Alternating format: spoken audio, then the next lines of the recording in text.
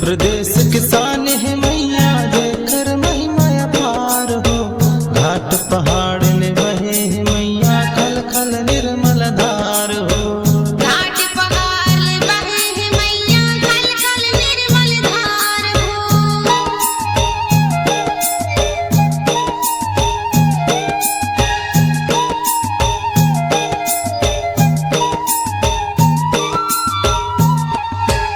एक बार आबे तय तर जाबे हो जाही बेड़ा पार हो।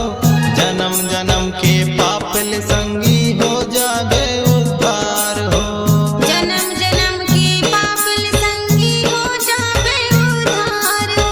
जन्म जन्म के पाप ले संगी हो जाबे उद्धार हो। हमर पुष्प राजगढ़ रे देवी देवता के गा।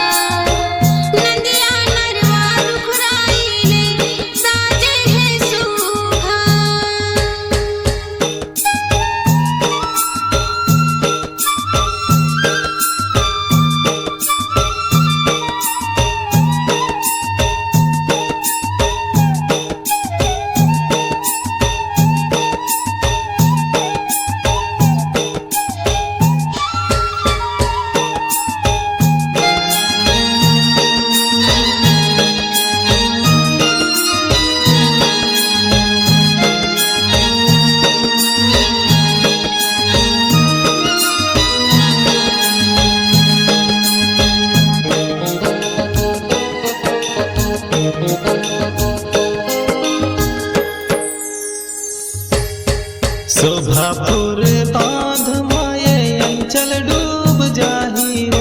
हम आसरा है तुम्हार ऊपर हमला कौन बचाही वो।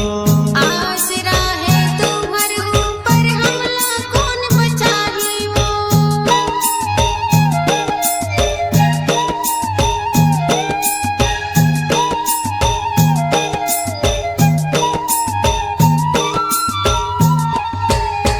करवे मट्टम बने है दाई तुम्हारा तहसील वो।